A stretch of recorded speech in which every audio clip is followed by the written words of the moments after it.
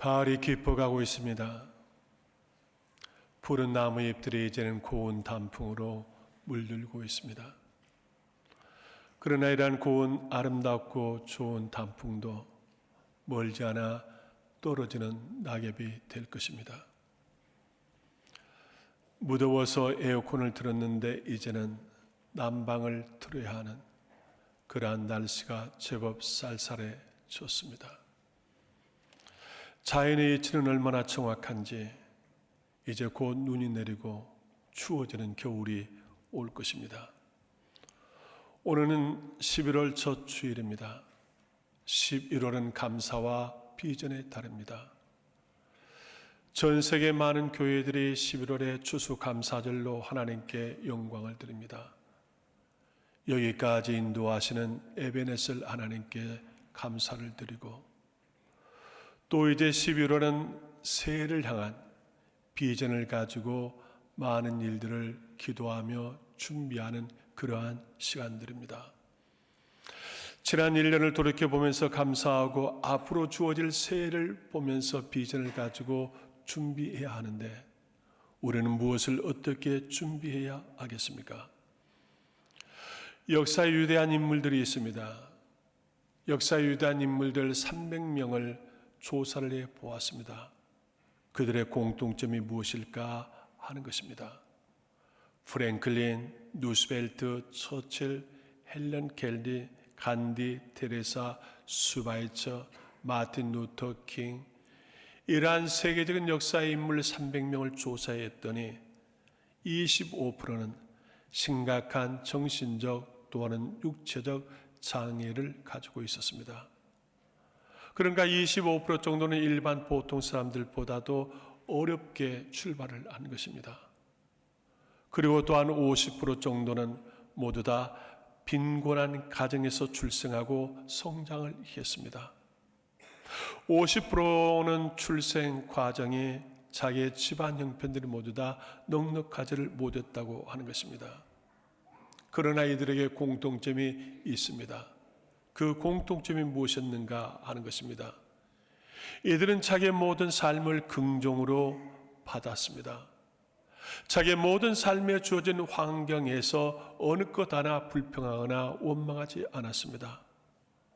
내게 어떠한 삶이 주어지는가 안에 그 모든 삶의 자리를 긍정의 자세를 가지고 감사하는 반응을 보였다고 하는 것입니다. 불평과 원망보다는 자기가 살아있음을 감사하였습니다. 자기에게 오늘 또 문제가 주어진 걸 감사하였습니다.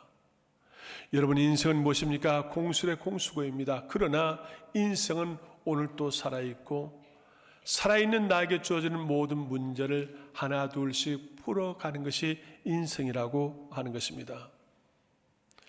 여러분의 삶의 현장은 어떻습니까? 녹록하지 않는 현실 가운데서 여러분들은 어떠한 반응을 보이고 있습니까? 때로는 불편한 일들, 때로는 곤고한 일들, 때로는 힘겨워하는 일들 가운데 나는 어떠한 반응을 내놓고 있습니까?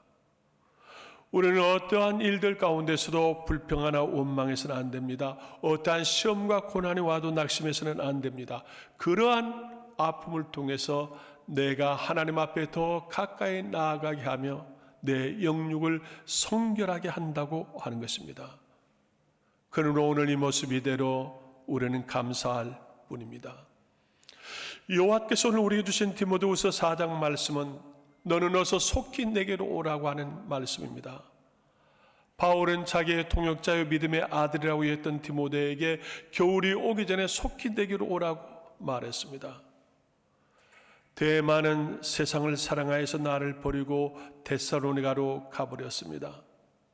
그레스게는 갈라다로 가버렸습니다. 디도는 달마냐로 가버렸습니다. 누가만 나와 함께 여기에 머물러 있습니다. 내가 올 때 마가를 특별히 데리고 오라고 하였습니다. 내가 올 때 겉옷과 가죽 종이에 쓴 성경도 가지고 오라고 하였습니다. 바울이 디모데에게 왜 속히 오라고 한 이유가 무엇입니까? 바울이 자기 자신의 최후를 예감하였기 때문입니다. 바울은 내가 이제 곧 하나님의 부르심을 받는다, 내가 곧 죽게 된다고 하는 것들을 알고 있었습니다. 그래서 내가 세상을 떠나기 전에 믿음의 동역자 디모데를 보고 싶었습니다. 마지막 디모데에게 내가 하지 못했던 많은 일들을 말해주고자 한 것입니다. 또 마가를 데려오라고 하는 것입니다. 지난날 나와 불편했던 마가에게 내가 용서를 구하며 또 용서하며 그와 관계를 회복하고자 한 것입니다. 또 추운 날 겉옷을 가져오고 성경을 가져오라고 하였습니다. 내가 다시 한번 하나님의 말씀을 보면서 내 자신을 발견하고 하나님의 부르심을 준비하고자 한 것입니다.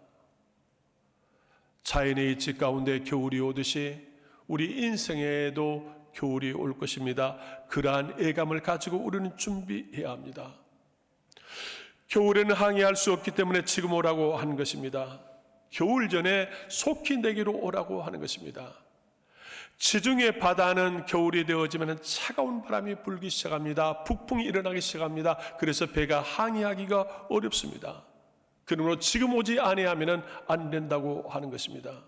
지금 오지 아니하면 겨울이 시작되면 올 수 없다. 그런데 이 겨울에 내 신상에 어떠한 일이 일어날지 모르는데 지금 와야 된다고 하는 것입니다. 지금 사명을 감당해야 하기 때문입니다. 지금 오라고 하는 말은 이 때와 이 기회가 지나가기 전에 오라고 하는 것입니다. 지금 기회를 놓치지 말라고 하는 것입니다. 사람에게 가장 중요한 것은 타임입니다. 타임을 얼마나 정확하게 내가 잡느냐 하는 것입니다. 사업을 하는 사람들이 마찬가지입니다. 건설 경기하는 사람들이 시간만 정확하게 타임만 맞췄다면 망할 사람 하나도 없습니다. 주식하는 사람들도 마찬가지입니다. 매도하고 매수할 타임만 정확하게 안다면 실패할 사람 아무도 없을 것입니다. 고인은 더 그럴 것입니다. 우리에게 시간의 타임은 얼마나 중요한지 모릅니다. 전도서 3장의 말씀을 보면 만사의 기한이 있다고 지적합니다. 항해할 때가 있고 항해하지 못할 때가 있습니다. 씨앗을 뿌릴 때가 있고 추수할 때가 있습니다. 이러한 때를, 기회를 너는 잘 포착해야 한다고 하는 것입니다. 예수님께서 열처녀 비유를 말씀하셨습니다. 슬기로운 5처녀는 기름을 충분하게 준비했습니다. 그러나 미련한 5처녀는 기름을 충분하게 준비하지 못했습니다. 신랑은 자기의 생각보다 더디 왔습니다. 미련한 5처녀의 등에 기름이 떨어져 갔습니다. 그들은 기름을 준비하러 마을로 내려갔다가 혼인잔치에 와보니 혼인잔치의 문은 닫혀져 버렸습니다. 그들은 문을 두드리면서 주님 앞에 애원을 했습니다. 그러나 주님은 그 문을 열어주지 않았습니다. 사랑하는 여러분, 천하 만세의 때와 기회가 있습니다. 때와 기회는 순식간에 지나갑니다. 기다려주지 않습니다. 겨울이 오기 전에 마땅히 해야 할 일을 해야 합니다. 자연의 겨울이 오듯이 인생의 겨울도 내가 생각지 않는 때 올 수 있다고 하는 것을 알아야 합니다. 그러므로 지금 우리는 사명을 감당해야 합니다. 디모데는 겨울이 오기 전에 어서 오라는 바울의 말씀을 듣고 바로 갔다고 하면 바울을 만날 수 있었을 것입니다. 그러나 디모데는 바울의 말씀을 듣고도 즉시하지 않았습니다. 자기의 중요한 일들, 자기의 잡다한 많은 일들을 처리하다 보니까 겨울이 되어졌습니다. 그래서 그 일을 다 마치고 나서 가려고 지중해 바다에 나왔더니 배는 항해할 수가 없게 되었습니다. 어쩔 수 없이 그 이듬해 이른봄에 바울에게 갔습니다.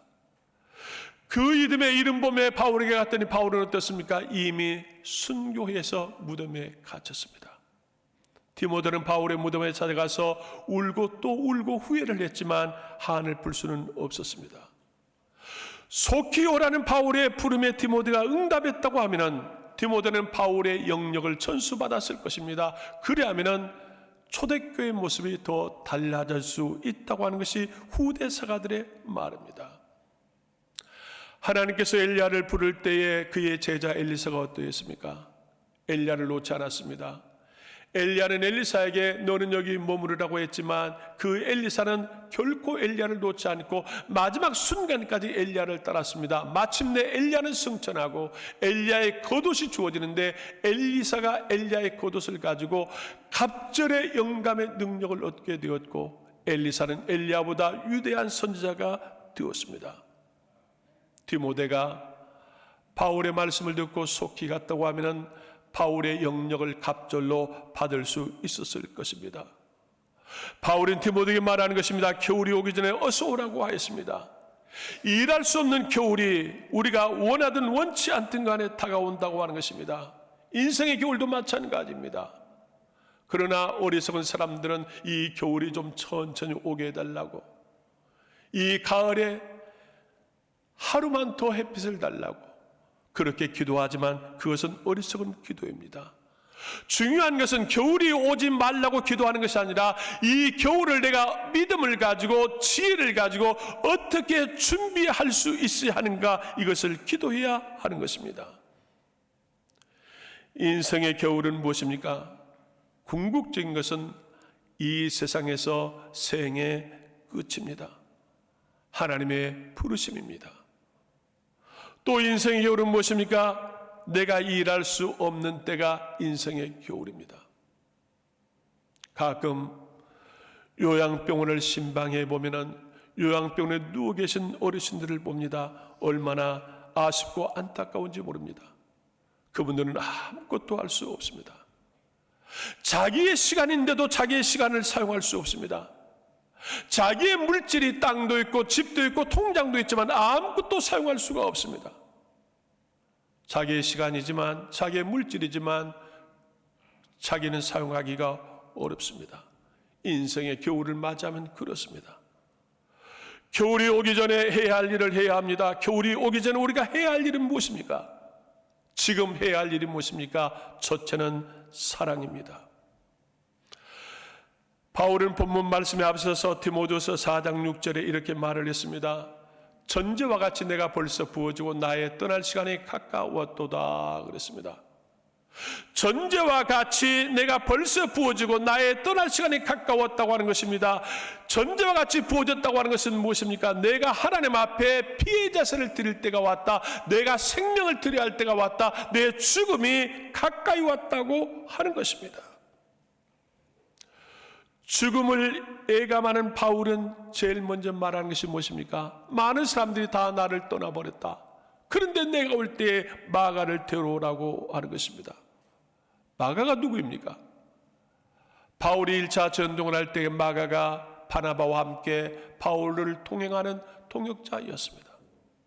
그런데 그 마가는 1차 전동을 하면서 몸이 좋지 않았습니다. 질병으로 괴로움을 당했습니다. 바울이 마가의 질병을 가지고 간병을 하고 이 병 낫기를 위해서 많이 기도하고 수고했습니다. 마침내 마가가 병이 나았습니다. 완쾌되어졌습니다. 그랬더니 마가는 바울을 떠납니다. 왜 마가가 바울을 떠난 것입니까? 질병으로 전도사에 가기가 힘이 들었습니다. 또 바울이 가는 곳곳마다 바울을 기다리는 것은 환대가 아니었습니다. 핍박과 박해였습니다. 또 바울에게 희망했던 많은 기대가 무너졌습니다. 그래서 마가는 바울을 떠나버리고 말았습니다. 바울은 많이 아쉬워했습니다. 몹시 섭섭해했습니다. 그 후에 이제 2차 전도행을 하는데 2차 전도를 시작할 때 마가가 바울에게 왔습니다. 그리고 자기가 통행할 것을 부탁을 했습니다. 이제는 떠나지 않을 것입니다. 마지막까지 함께 할 것이라고 말하지만 바울은 거절하였습니다. 이 일로 마가는 심한 마음의 상처를 받았습니다.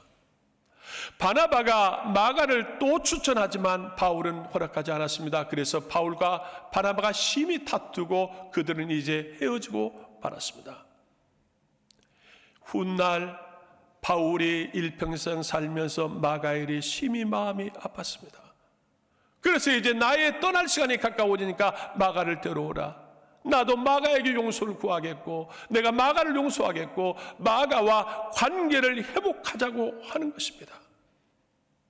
겨울이 오기 전에 우리가 해야 할 일은 첫째가 사랑입니다. 우리 총회 2026년 새해 주제가 무엇인 줄 아십니까? 용서, 사랑의 시작입니다. 이것이 총회 주제입니다. 사랑은 무엇이냐? 용서가 시작이라고 하는 것입니다. 이웃을 용서해야 합니다. 나에게 죄 지은 자를 용서해야 합니다. 나에게 해를 끼친 사람까지도 용서해야 합니다. 겨울이 오기 전에 우리는 용서해야 합니다. 겨울이 오기 전에 화해할 사람은 없습니까? 나와 불편한 사람은 누구입니까?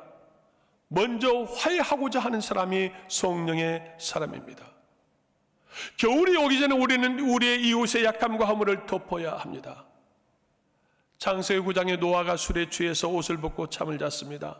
함이 그 모습을 보고서 노아를 비난하고 욕했습니다. 그 말을 듣는 셈과 야벳은 어떠했습니까? 함의 비난의 말에 맞장구를 쳤습니까? 동의를 했습니까? 아닙니다. 함에게 입을 다물으라고 말합니다. 그러고 나서 셈과 야벳은 노아의 하체를 보지 않으려고 뒷걸음질해서 노아에게 옷을 입혀 드렸습니다. 노아가 잠이 깨어난 후에 이 모든 사실을 알고 함을 저주해 버렸습니다. 하나님은 셈의 하나님이 될 것이라고 셈과 야벳을 축복해 주었습니다. 겨울이 오기 전 노아의 하체를 덮듯이 우리는 이웃의 허물과 약함을 덮어야 합니다. 내가 하나님으로부터 용서받는 것처럼 우리는 이웃을 용서해야 합니다. 이것이 주님이 가르쳐 주신 주기 도문입니다. 우리에게 잘못한 사람을 용서해 준 것 같이 우리의 죄를 용서해 달라고 기도하라고 주님이 그렇게 말씀하셨습니다.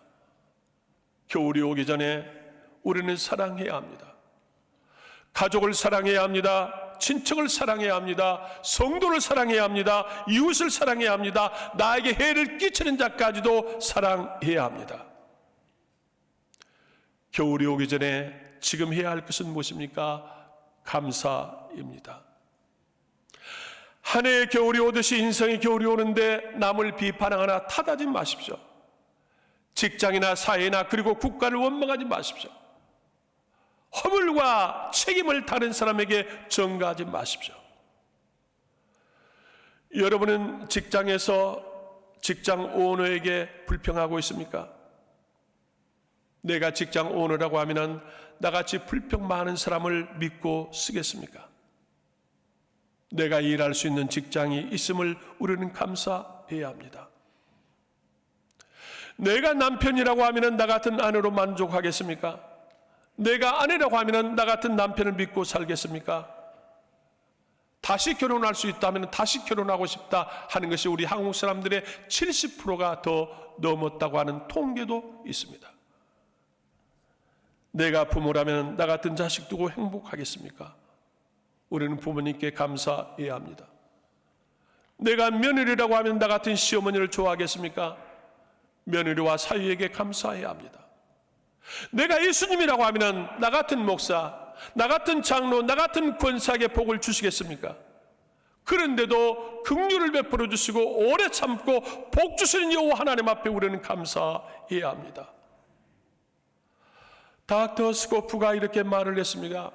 감옥과 수도원의 차이는 고민과 감사의 차이다 그랬습니다. 은혜의 수도원과 지옥 같은 감옥의 차이가 하나 있는데 그 차이는 무엇을 고민하느냐, 무엇을 감사하느냐, 이 차이만 있을 뿐이라고 하는 것입니다. 죄인은 깨어있는 순간 고민하고 불평하지만 그리스도는 눈을 뜨는 순간 오늘 하루 주심을 감사하며 하루를 열어간다고 하는 것입니다. 죄인이 수도원에 오면 그 수도원은 감옥이 되어지고 그리스도인이 감옥에 들어가면 그 감옥은 수도원으로 변한다고 하는 것입니다. 감사하는 생활을 하느냐 불평하는 생활을 하느냐에 따라서 수도원이 될 수도 있고 감옥이 될 수도 있다고 하는 것입니다. 그러므로 너의 삶의 자리가, 너의 가정이 수도원이 될 수도 있고 감옥이 될 수 있는 것은 너에게 달려있다고 닥터 스코프는 그렇게 말하는 것입니다. 여러분의 삶의 자리를 은혜의 수도원으로 만들고 있습니까? 감옥과 같은 지옥으로 만들고 있습니까? 감사를 잃어버린 그리스도는 종교인으로 전락하고 맙니다. 말세에 타락한 성도의 가장 뚜렷한 특징은 감사치 아니한 것이라고 말합니다. 지금은 감사해야 할 때입니다. 겨울이 오기 전에 해야 할 일은 감사입니다. 내가 하나님의 자녀임을 감사해야 합니다. 오늘 내 가정이 있고 내 교회가 있음을 감사해야 합니다. 지금 사명을 감당해야 합니다.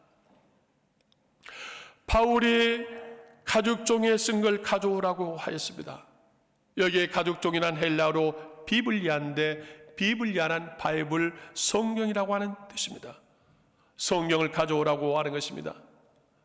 지금은 인쇄술이 발달되어져서 우리가 성경을 휴대하기가 좋습니다. 또한 성경이 없이도 우리는 휴대폰 하나만 가져오도 성경과 찬송이 다 거기에 들어있습니다. 그러나 바울 그 시대에는 가죽 두루마리로 성경이 되어 있습니다. 그러므로 휴대할 수가 없습니다. 집에 두고 다녔습니다. 바울이 임종에 가까운지라 성경을 가져오라고 했습니다. 내가 마지막 하나님 말씀 앞에 내 자신을 보겠다고 하는 것입니다. 내가 마지막 하나님의 말씀을 다시 한번 분별하고자 한 것입니다. 우리는 겨울이 오기 전에 주님이 내게 요청하시는 삶을 알아야 합니다. 건강이 있을 때 일해야 합니다. 물질이 있을 때 헌신해야 합니다. 시간이 있을 때 충성해야 합니다. 나의 시간과 물질을 내가 사용할 수 없을 때가 곧 오고 있습니다. 지금 당신은 어디를 향해서 가고 있습니까? 대마처럼 세상이 좋아서 데살로니가로 가고 있습니까? 디도처럼 자신이 하고 싶은 일을 위해서 달마다로 가고 있습니까? 베드로처럼 오늘의 현실에 십자가의 무게가 너무 고통스러워서 로마를 떠나고 있습니까? 아니면 누가처럼 변함없이 바울 곁에서 사명을 감당하고 있습니까? 오늘 나에게 주어진 십자가의 멍에가 너무 커서 베드로가 고민하다가 로마를 떠납니다. 베드로를 사랑하는 사람들이 선생님, 지금 이렇게 죽음을 하면은 개죽음이 될 것입니다. 그러나 이 환난의 때를 잠시 피해야 합니다. 로마를 빠져나가십시오 합니다. 베드로는 자기를 사랑하는 동료들의 말에 합리적 변명을 가지고서 그가 로마성 언덕을 빠져나갑니다. 그가 이른 어두운 새벽녘에 로마성을 빠져나가는 로마 언덕에서 주님을 만나게 됐습니다.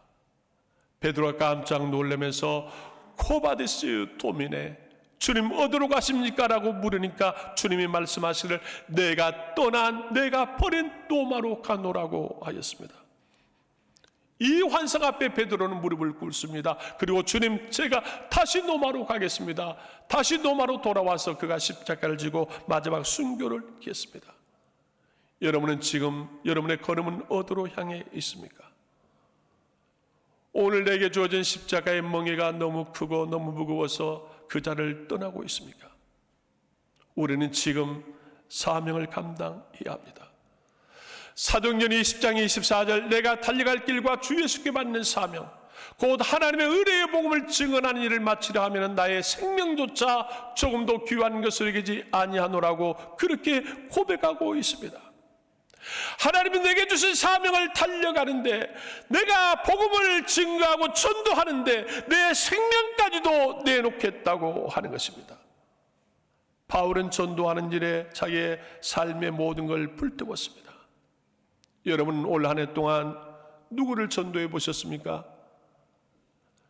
지난 9월 임직자들 전도하겠다고 다 소원하고 약속하고 서명까지 했는데 전도해 보셨습니까? 우리는 지금 우리의 가족과 친척을 전도해야 합니다. 우리의 이웃을 전도해야 합니다. 이웃을 위해서 내 목숨까지도 바울처럼 내놓아 보아야 합니다. 우리는 전도자를 선정하고 전도자를 위해서 기도해야 합니다. 전도는 영적인 일입니다. 기도하지 않고는 전도할 수가 없습니다. 그러므로 기도해야 합니다. 그리고 전도하고자 하는 사람을 섬겨줘야 합니다. 내가 얼마나 전심을 다하는지, 얼마나 정성을 다하는지 하나님이 아시고 또한 전도 대상자도 알고 있습니다. 우리는 전도를 위해서 온 전심을 다해야 합니다. 전심을 다해서 기도하고 섬겨야 합니다. 그래서 우리에게 주어진 사명을 지금 감당해야 합니다. 사랑하는 여러분, 주님은 여러분에게 묻습니다. 당신은 지금 어디로 가고 있습니까? 기도의 자리로 가고 있습니까? 섬김의 자리로 가고 있습니까? 전도 현장으로 가고 있습니까? 주님을 멀리하며 교회를 등지고 있지는 않습니까? 지금 돌아오십시오. 겨울이 오기 전에 돌아오십시오. 지금 돌아와서 해야 할 일이 있습니다. 겨울이 오기 전에 해야 할 일은 무엇입니까? 사랑하는 것입니다. 우리의 가족을 사랑하고, 우리 남문교회 가족을 사랑하고, 우리 이웃을 사랑하고, 내게 해를 끼친 사람까지도 사랑해야 합니다. 겨울이 오기 전에 지금 우리는 전도해야 합니다. 가족과 친척을 지금 전도하지 아니하면 영원히 전도하지 못할 수도 있습니다. 우리는 지금 전도해야 합니다. 인생의 겨울이 오기 전에 지금 우리는 사명을 감당해야 합니다. 그래도 내가 건강히 있을 때, 내게 지금 내 시간이 있을 때 우리는 사명을 감당해야 합니다. 내가 물질을 사용할 수 있을 때 헌신해야 합니다. 그렇지 않으면 내 시간, 내 물질, 내 마음대로 사용할 수 없는 날이 불언간 오고 있습니다. 인생의 겨울이 오기 전에 오늘 지금, 오늘 삶의 자리에서 우리는 진실로 감사하고 사명을 감당하는 여러분이 되셔서 인생의 겨울을 잘 준비하는 믿음과 지혜로운 선한 청지기가 되어지기를 주의 이름으로 축복합니다. 기도하겠습니다. 하나님, 무더운 여름이었는데 어느새 가을이 온가 했더니 이제는 날씨가 제법 차가워지며 겨울을 향해서 달려가고 있습니다. 우리 인생의 겨울도 이와 같이 우리에게 달려오고 있음을 느낍니다. 인생의 겨울이 오기 전에 지금 우리가 사랑하게 하시고, 지금 우리가 사명을 감당하게 하시며, 지금 우리가 감사할 수 있도록 믿음과 지혜를 주시기를 원합니다. 하나님, 나의 걸음은 어디를 향하여 있는지, 기도의 자리로, 섬김의 자리로, 사명의 자리로 내가 달려가고 있는지 우리의 자신을 돌아보게 하시고, 오늘 또 인생의 겨울을 준비하는 믿음과 지혜로운 선한 청지기가 되게 하여 주옵소서. 예수님의 이름으로 기도드리옵나이다. 아멘.